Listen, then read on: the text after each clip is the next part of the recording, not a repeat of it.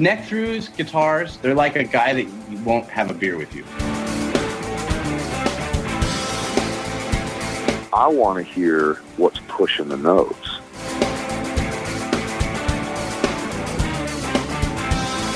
Freddie King and B.B. King, Albert King, and let's not forget Burger King. I don't want to blow my knuckle out. Stainless steel is the work of the devil. These go to 11.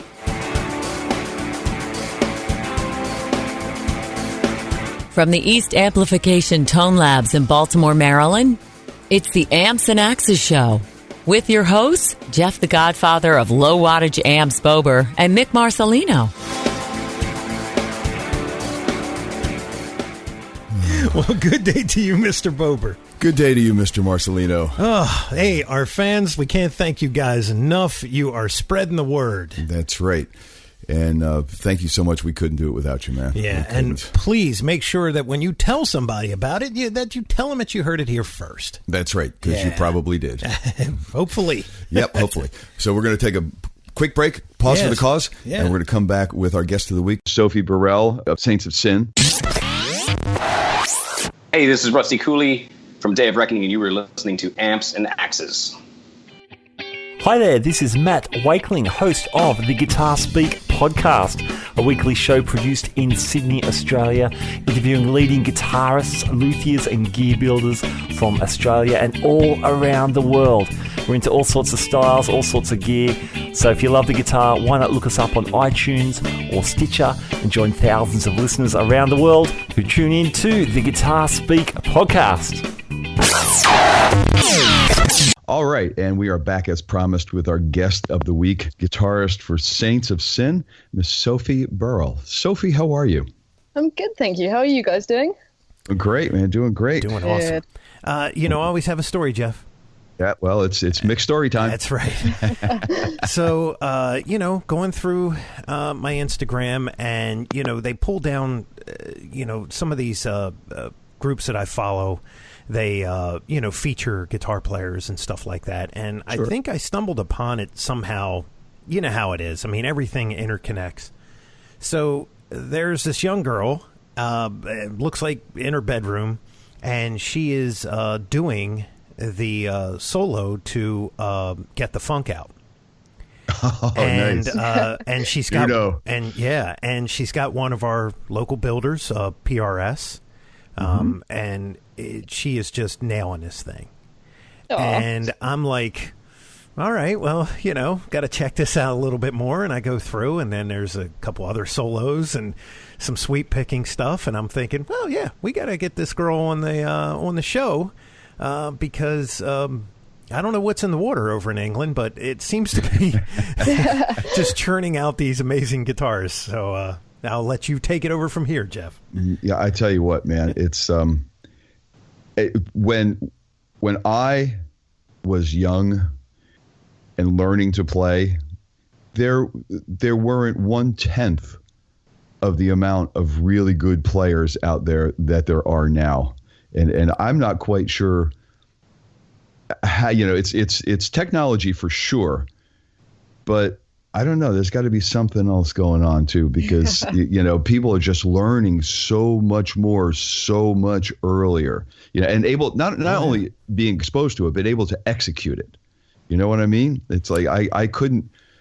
My hands didn't do that when I was that. They still don't. So but we're gonna find out where Sophie came from and what got her into this wonderful world of music. So, Sophie, like I do with everybody, we're going to jump in the Wayback Machine and find out where Sophie Burrell came from, where you were born and raised, and how you got into this great world of music. So give us some history here. Cool. Okay. Well, I'm actually from the south of England, right down south as far as you can get, right by the sea. Nice. Yeah, and to be fair, it's not that musical down here, especially not for the genres that I play, at least. And basically, when I was around, maybe 5 years old, I watched the movie, you know, School of Rock with Jack Black and all those kids in it. And I looked at it and I was just like, oh man, this is what I'm doing with my life. I need to be like these kids and learn to play like that kind of thing. So a couple of years roll on. I'm about 8 years old now, I think. And I decided to ask my mum whether I could have some guitar lessons. So I got a teacher and we started doing really simple things like chord progressions and, you know, just the real beginner stuff. And I had this like tiny 3/4 sized nylon string guitar in like bright blue. And I just started out learning some really basic things on that. And then I joined a rock school in which I got to, you know, get experience playing with other people who were learning to play their instruments, which is funny because I actually teach at that rock school now as one of the tutors, I guess. Yeah. So it's weird how that's changed about. And I went on, you know, learning a bit with a couple of different teachers for a couple of years. Although when I got to age 11, 12, I think, I became mainly self-taught. And at that time over here, you start secondary school for 5 years. And I was a bit of like an introvert and I really didn't, you know, I don't know, I wasn't a social butterfly, let's say. So I spent a lot of my time sat in my bedroom, you know, looking at all of these guitarists and just spending so much time playing and just trying to learn everything. So I guess that's what happened, you know, I just put like most of my time into playing guitar over those 5 years.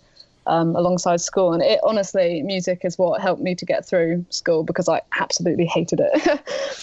But yeah, that's really good to hear, and it's important to hear because, you know, I want to get back to something you said a minute ago, but I want to follow on this topic for a second because they are destroying music in the schools over here. I'm not quite sure what it's like over there. Yeah, over here the same. I think now they've completely gotten rid of taking music as an option for like your end of school exams kind of thing. So you can't do it anymore, I'm pretty sure.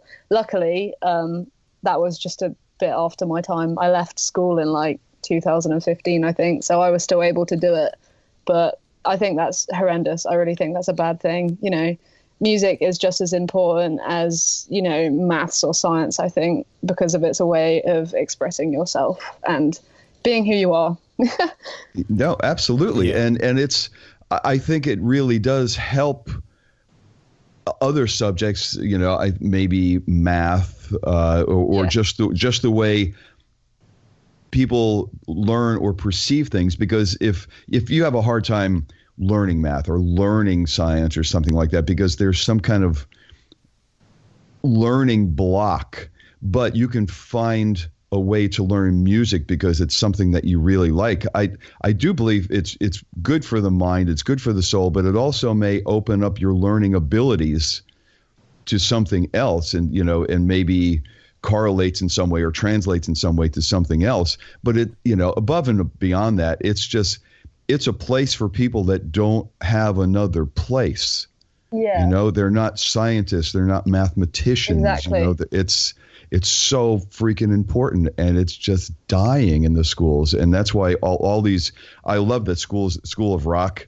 And that's why I want to get back to that, because I can't, Mick, I think this is a first. I think this is a first where somebody's influence was not the Beatles, was not the Stones, was not Kiss. Yeah. It was a School of Rock movie. Yeah, which is amazing. You know, my kids, I think, watched that movie somewhere shy of 50 times. Oh, yeah. And I've watched it a lot of times, too. And it was done very well.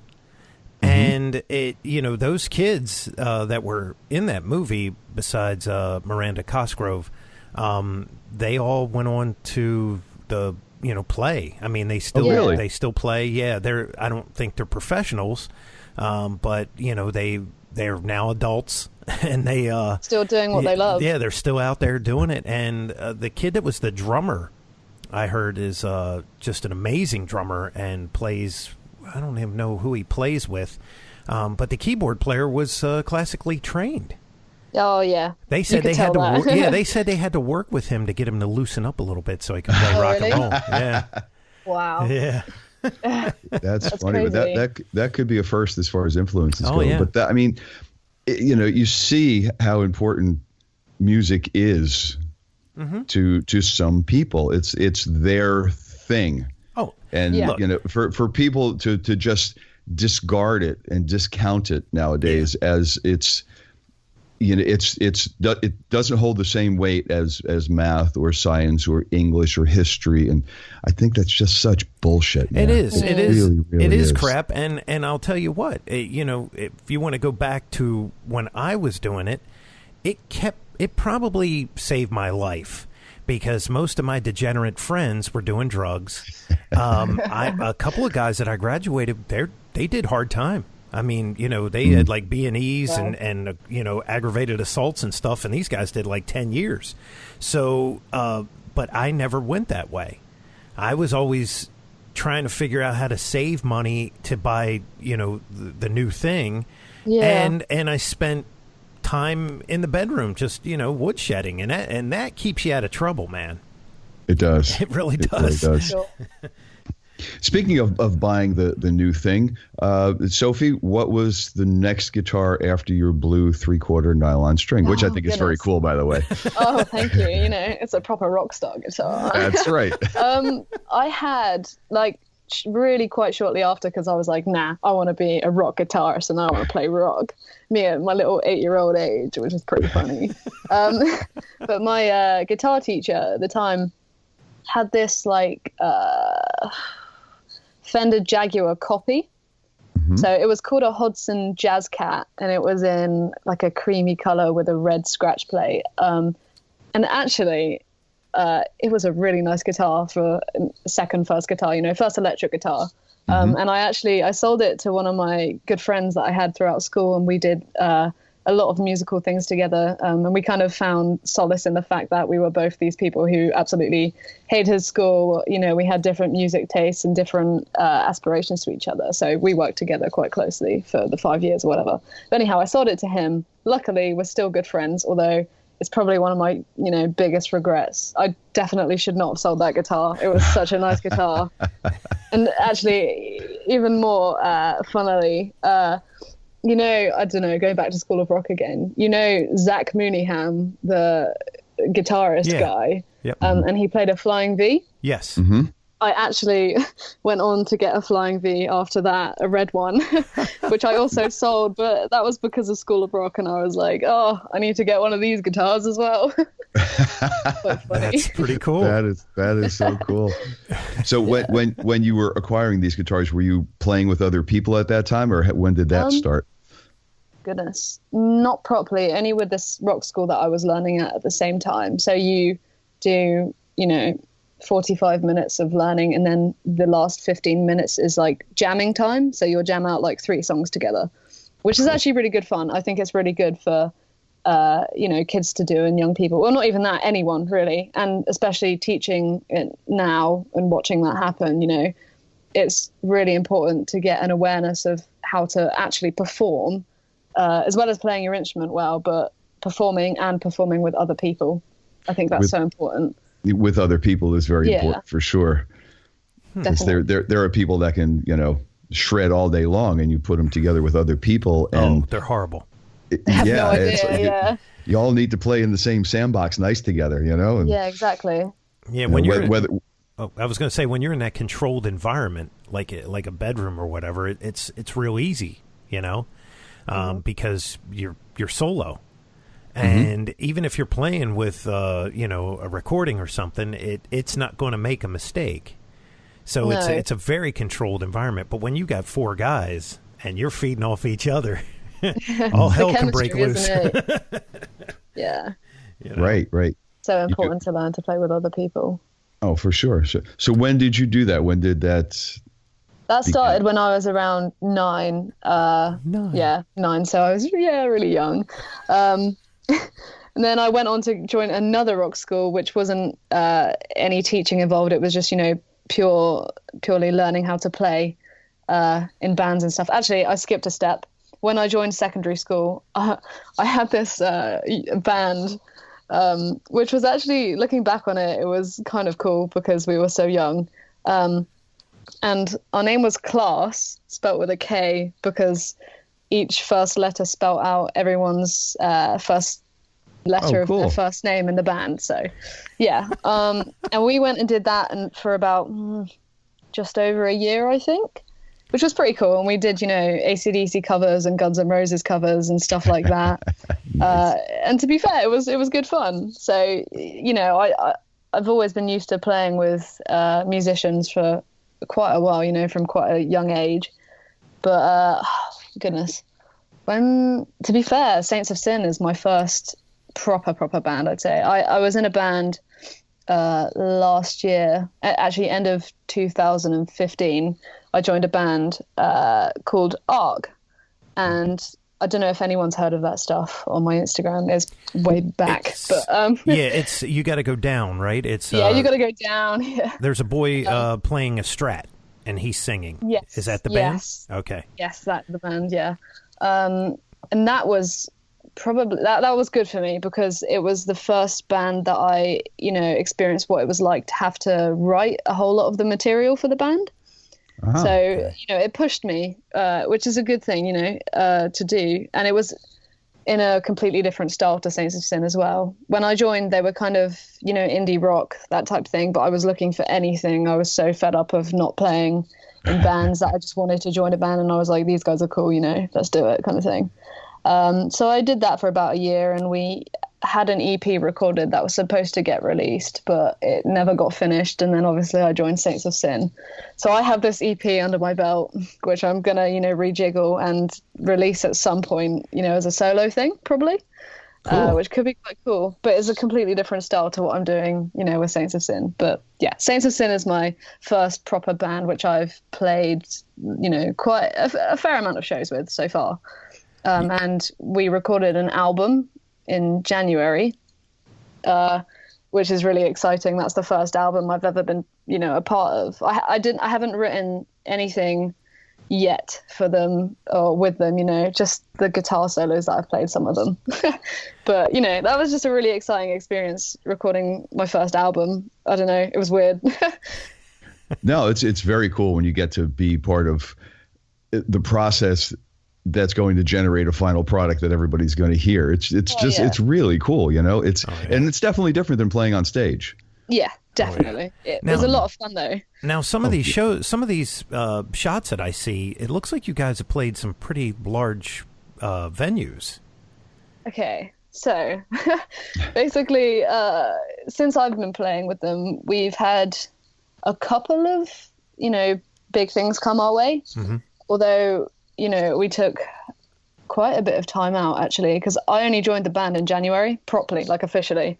Oh, wow. I was on trial with them since October. Wow. And then when, the opportunity came to record this album, they asked me, do you want to do this full time? And I was like, yeah, of course I do. So, yeah, okay. The biggest show that I've played with them to date was at a festival over in North Wales called Hard Rock Hell.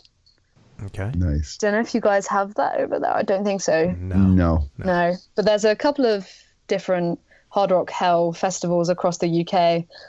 So we played Hard Rock Hell AOR, and then you have like Hard Rock Hell Sleaze and et cetera, et cetera. There's a load of different types of festivals. But yeah, we did that gig, which was absolutely unbelievable. Like, honestly, the best show of my life. It was such an amazing time to be able to play to a crowd like we had there. And we were actually competing against Michael Monroe, who was on the main stage in the other building. So it was a challenge, it was a good challenge to try and get people to come over and watch our set instead of going over to watch him. But I think we did pretty well, to be fair, in dragging some people in, and hopefully we got some, new fans from it. But it was a great time. It was good fun. Yeah, I mean, from the photos, it looks like you had a lot of heads out there. Yeah. And you guys have, it's almost like like a classic kind of metal rock sound to you. Your singer can sing, and you'll like this, Jeff. The guitars actually have mid-range in them. Oh, nice. Yeah. So they're not just the part of the guitar that's real. Yeah. Awesome. And she plays some really nice-looking PRSs, I must say. I do love my PRSs. Now, when did you get your first one? Oh goodness. Well, I've only got two. I've got a PRS Tremonti Signature SE edition though, so okay. It's the Epiphone of Gibson, if you like. SE PRS, same thing. They are great guitars though. I absolutely love SEs as much as I do American PRSs. I think they're great. So Mark Tremonti is an absolutely huge idol of mine. I took so much influence from him and his everything, all his writing and his playing. So I decided that I wanted to get that guitar. I think I was around 13 or 14 when I got that one. So I was still pretty young. And I saved up for ages trying to get this guitar. I used to not buy lunch to save that money that my parents had given me, and I put it in a little pot, and I was like, how much have I got to go before I can buy this guitar? And I had to trade in my Flying V for it and pay quite a bit on top, although I got it, and I love it. Still, I love it. And then more recently I got my American PRS, my Custom 24, which is a really incredible, weird story. Someone gave it to me out of the kindness of their heart, which I will never be able to thank them enough for. This has honestly changed my life. This guitar means the world to me, and that gesture also means the world to me. That's so generous, and I don't even know what crazy stuff. So generous is an understatement. Wow. Yeah, definitely. I was like, are you sure about this? You really want to do this? But I'm so grateful. Honestly, I can't express it enough. And it's such a beautiful piece of art. I'm just looking at it now. Oh. So some random stranger gave this to you?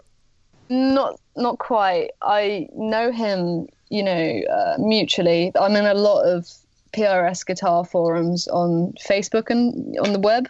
Sure. And I don't know how long I've mutually known him for. I know a lot of people that know him, but he's actually from the north of England, I think. And yeah, I've never met him before, which is a shame because I'd like to, thank him a million times. But hopefully I'll be able to do that one day. But yeah, it was crazy. Absolutely mad. That's a first, Jeff.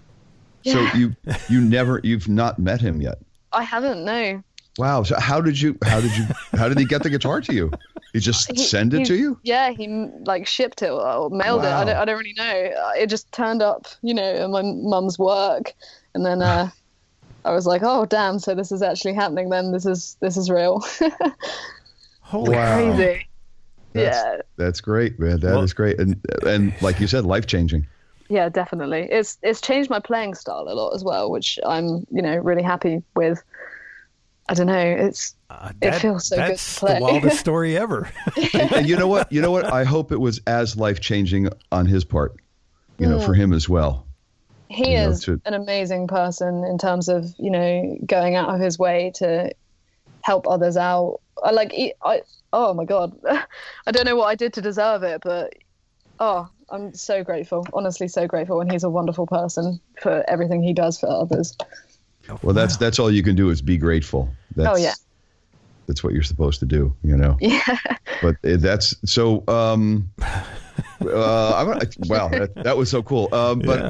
Rig wise, I want to go back to, first amp and where it has evolved to now, to the live rig and then to recording. Is there any difference there? Oh, there's a big difference, huge difference.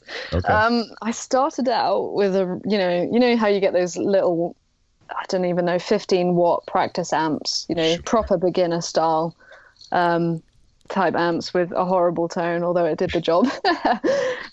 Started out with a tiny little practice amp like that. Then onto my first Marshall, which my brother gave to me. I'm just trying to look at what it is now. I still have it here. MG15 is what it is.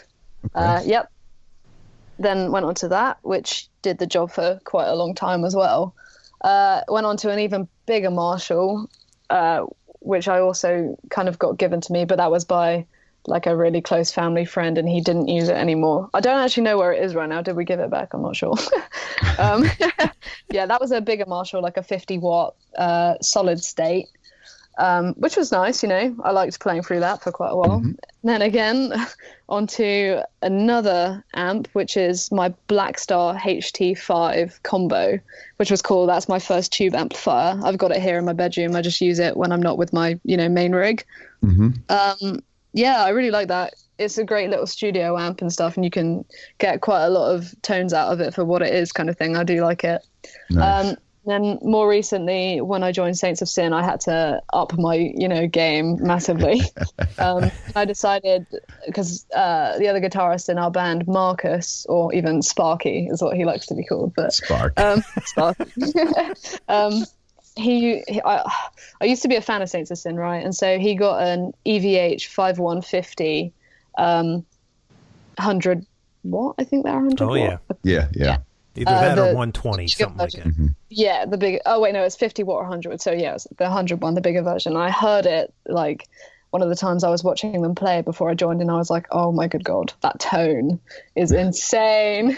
So when I joined, I was like, I'm gonna have to get one of these, and if we've got the same amp, it looks professional and consistent, as well as it's my dream amplifier and I really want it. It was between that and a Mesa Boogie dual rectifier. Those two amps are like my favorite. Yeah, you're better off with the EV. Personally, I think so. And at the moment I am borrowing my good friend's orange 2x12 cab, because I am a poor musician that can't afford a new one. No, I'm working on it. I want to get a EVH cab as well to, go matching. Looks smart, sounds good with the Celestion speakers in it. So. Mm-hmm. Oh, those orange cabinets are nothing to sneeze at. I mean, they have a nice focused mid-range onto them. Yeah. A little bit more than a Marshall, actually. They kind of they're like right in that honk area there. Yeah, they're definitely different cabinets. Yeah. They're very nice. They've got Celestion V30s in them as well, but obviously it's a 2x12. Although that's great. I absolutely love it too. Great sound. Just shame it's not mine. But one day. And for sure. My pedal board that I've got going on at the moment, what do I use? So I have a mixture of a couple of different, brands. I've got how many Boss pedals? I've got 2. So I've got just a Boss, TU3 tuner, because it's trusty, you could throw that off of a building and it would be fine. Sure. And a noise suppressor from Boss as well, which is amazing. I love it. Does the job so well, especially with like an amp that has 12 tubes in it. It is so gainy, and you've got to be prepared for all the feedback and mad noises that are going to come at you if you don't have a noise gate. Oh yeah. Do you put that in the loop? Yeah, I've got that running through my effects loop all the time, always on. I can't turn that off. Honestly, I didn't set it up right the first time I set everything up, and the noise gate didn't work or whatever, and it just screamed at me, and I was like, okay, never again. This needs to be fixed. Only problem with high gain amps. Oh yeah. How do I tame the beast? Yeah, out of my control. Right. But anyhow, then I've got a Crybaby wah, just original. I don't use it an awful lot, but it's fun to use, for legato and stuff. I use it a lot on doing legato runs and stuff. Mm-hmm. I've got 2 TCL electronic pedals. I've got the Hall of Fame reverb and the flashback delay, which are gorgeous. Mm-hmm. Absolutely love them. I love ambient, tones and sounds that you can get out of a guitar. You can program those with your phone. Yeah, I through your pickup. Done that before, but that's madness. I've never seen anything like that before in my life, but it works. Wow. I need to try it. Yeah. I've seen it in action, and I'm like, that is crazy. And, you can get artist settings.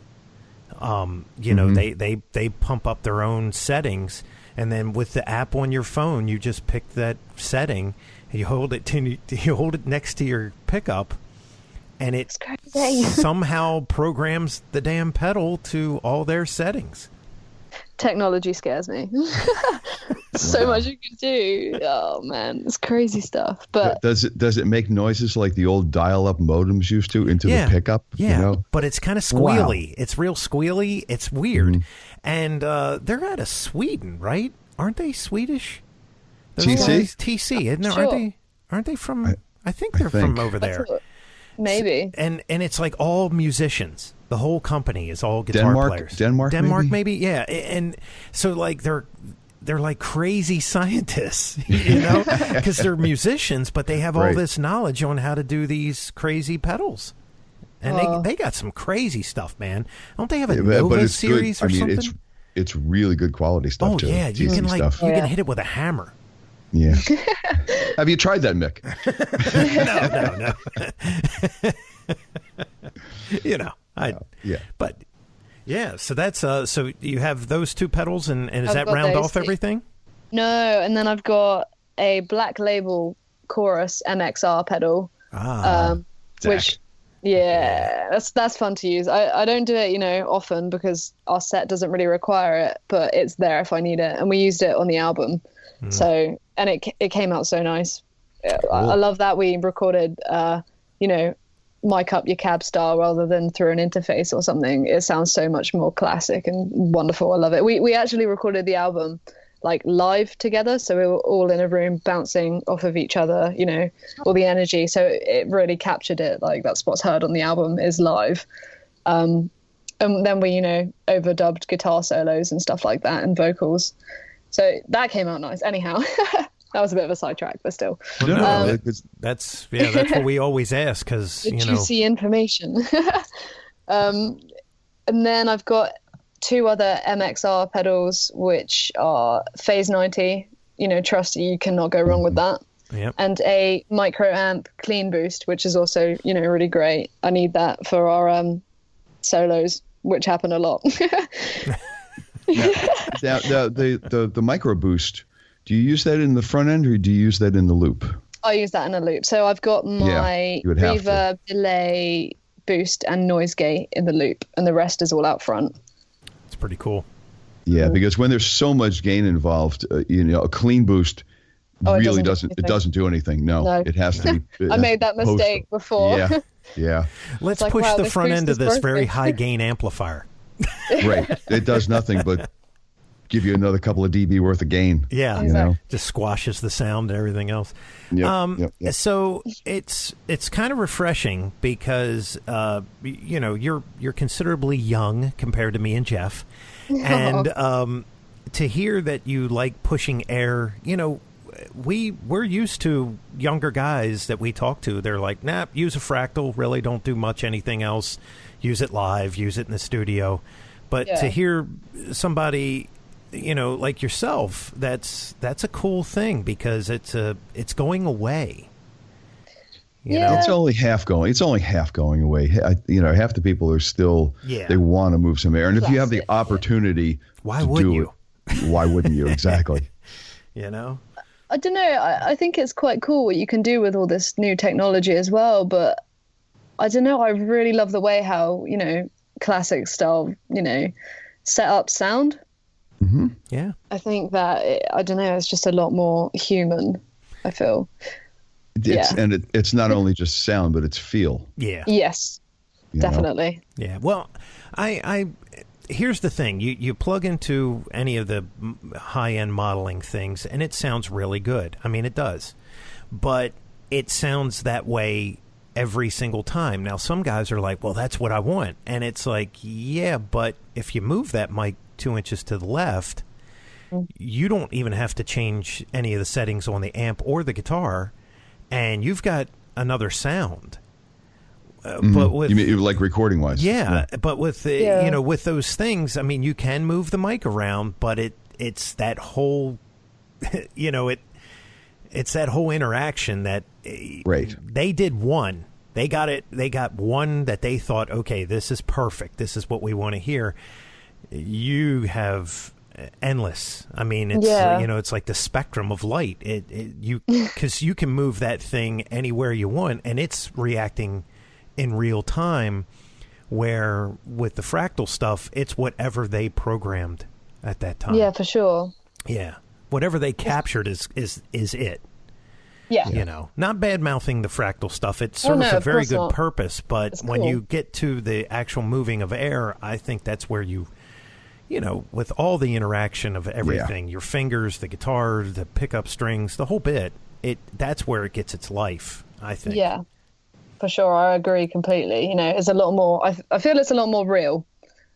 Although, like, definitely, as you said, you know, not bashing any of the new technology. Some of it's really cool and really advanced. And to be fair, possibly more reliable in ways. I don't know. Possibly. Yeah. In some sense, yeah. It can be, unless, like, you know, every computer, it glitches once in a while, or it just, you know, works 1 second and doesn't the next. To be fair, that's probably a lot more to find out what's gone wrong with it. You know, whereas, you know, if with your amp head and you're like, yep, that's a tube gone, like. Right. Yeah. And, you know, tube amps they're hot. They like a little heat, right? Because there's these things that are generating heat.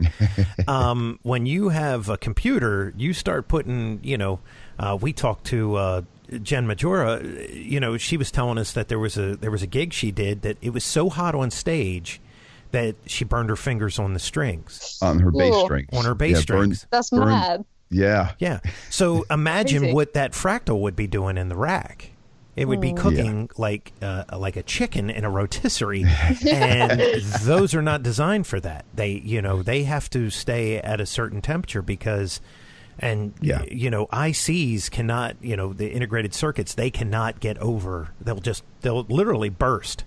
Yeah. You know, and then when they do that, they stop working. Totally. And it's not like a tube where you can put a new one in. No, exactly. No. It's a lot more complicated. That's and you know, cool. you Try can the motherboard. you can get a cheap amp. We've talked about this, Jeff. You know, you can get a cheap backup amp that's very reliable, but go find a cheap fractal. Yeah, exactly. Nope. It's like, hey, I got to buy this sports car, and I got to have this other sports car if this sports car decides to break down. Right. And I'm broke now. So and now I have to tow one sports car behind the other sports car. Right. Exactly. Jen, you were mentioning new. We probably touched on both of these, but you were working on the new Saints of Sin album. Any idea when that's going to come out? When it's going to hit? Oh yes, very, very, very soon. Actually, 30th of June is our release date. Oh, nice. So really not long to go. That's the date of our album launch as well, which will be fun. That's all the way, you know, or you can explain it, fun. It's not long at all. And that will be available, you know, probably YouTube. Some of the tracks will. I think we're going to look into making some music videos for it, of course, because that's just needed. We've got one of the tracks actually up on YouTube right now. Of the album, because it's called Wasted Nights. I don't know if you guys have checked it out. Basically, the album was originally Wasted Nights, although it had a reboot, and now it's Welcome to the Circus. Okay. So cool. We have, oh God, I don't know actually how many tracks. I think it's 12. I'm not sure. Quite a few tracks on there, you know, full-length album. Nice. Yep, it'll be available on iTunes, Spotify, Facebook, SoundCloud, all that stuff. All right. Hopefully pretty easy to find. Well, what we're going to do, like we always do with all of our guests, I'll have all the links. It will live there in perpetuity. That's right, with the episode even in the archive. So definitely go to our website, ampsandaccesscast.com, and then you can get to everything, you know, for Saints of Sin and Sophie stuff and everything else, because you gotta spread the love, man. Absolutely. Any tour behind the release? Not as far as I know, no. We would absolutely love to, but it's, you know, finding where and how.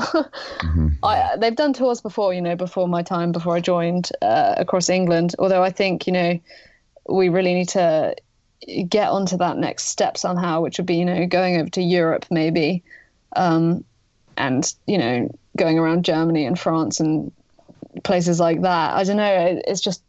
it's hard to get over there. And ideally what we want to be doing is landing ourselves a tour with like another band, like as a support act, and going into the slightly larger venues, and just picking up fans that way. Sure. It's just finding how to do that, and we need a manager as well. We're doing it all off of our own backs at the moment, which is quite difficult because we're musicians. We don't understand that. Well, maybe someone listening, has some connections, That would be fabulous. Yeah. Yeah. Great. We're always saying how much music is more respected in other countries, especially England, Germany, all of Europe, basically, just kind of respects music a bit more, and the concerts, the shows, the venues are bigger, the fans are more rabid, and it just seems like a great musical environment. So hopefully you won't have any problem in the near future progressing to that next level, because it just seems like there's such a greater audience for live music and heavy music in Europe than there is here. So hopefully they love it. Hopefully you can get into that, that whole concert, stadium kind of thing relatively soon. That would be very cool. Yeah. Well, hopefully the album brings good things for us, because we'll have a modern, up-to-date product of what we are all about and how we're sounding, and hopefully people will enjoy it. Right. That's very cool. Well, if anybody out there listening in Europe or any other part of the world has any ideas for putting Saints of Sin out there, contact them or contact us, and we'll contact them and see if we can put the pieces together for you. Hey, I'll have to shoot Jenna a link over. They might need a supporting act for Evanescence. Oh, true. How about that? You can open up for those guys. That'd be awesome. Yeah. Crazy. So, all right. Very cool. All right. Well, Sophie, unless there's anything else, any like endorsements or anything that we forgot that you need to cover? No. Okay. Not that I know of. I wish. Well, maybe they'll come your way soon too. Oh, I really hope so. Nice. Well, much continued success. Good luck. And if you start touring, safe travels. Great. Good luck with the new release. I hope it opens many, many doors for you guys. Thank you very much. Thank you guys for having me as well. It was a great chat. And there you have the story. There you have the up and coming story. Yeah, man. And I know that it's not like a lot, but she's a new player, and every now and then when we see one of these, we're going to bring them on, because this is how it continues.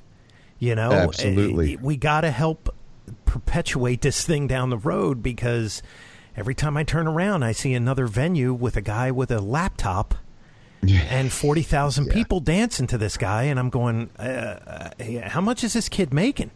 Right. And there's not a musician on the stage. So, definitely check out their stuff, man. It's definitely good. And she is one just really amazing guitar player. And this is hopefully just the next of many steps for her in her musical future. And, hey, man, shout out to School of Rock. Absolutely. The movie. It's like, wow, that was a first. I was like, this movie provided my career path.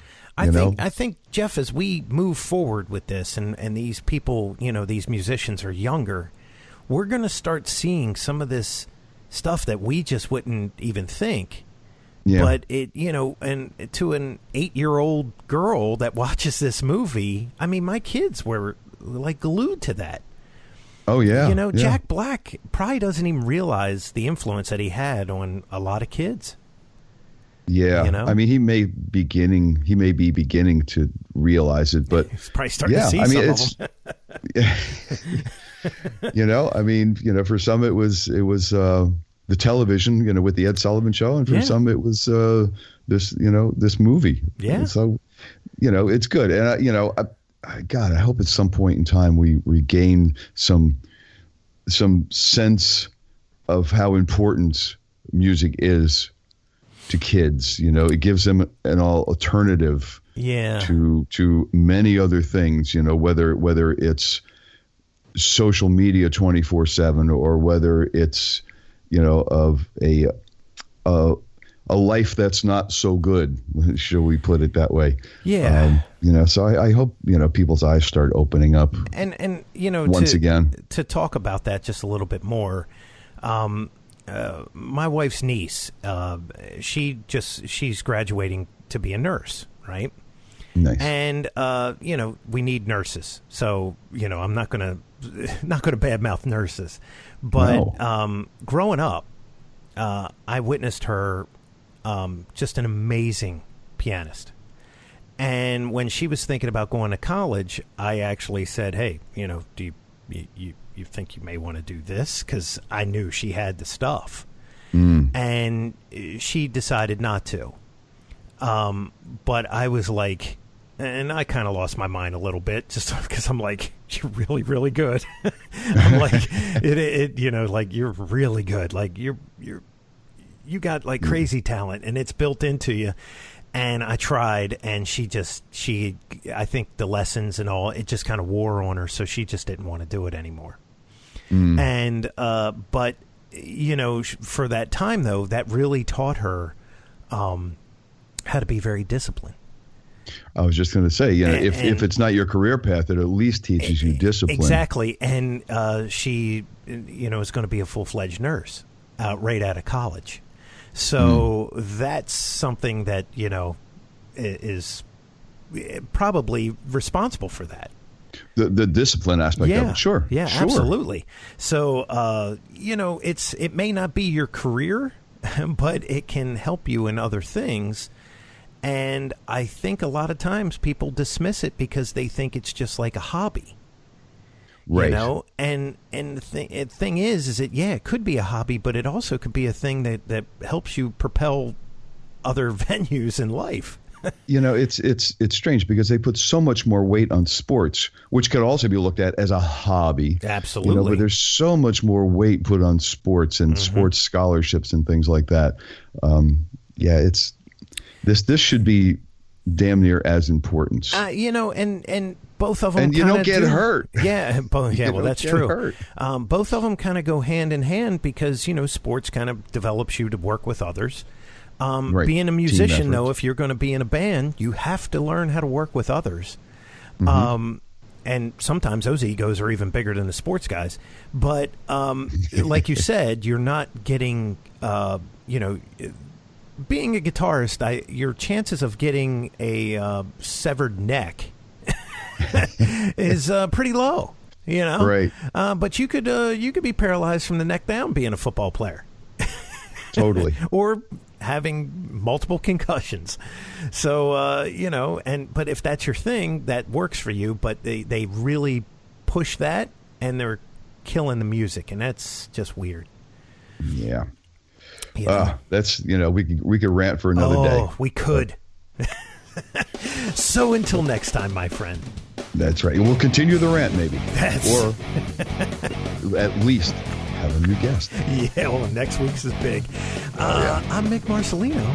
I'm Jeff Bober. And we're always saying, onward. Be sure and follow the show on Twitter @AmpsandAxis. Also, make sure you like the show on Facebook. For news, comments, and everything else, visit the webpage ampsandaxiscast.com. Thanks for listening.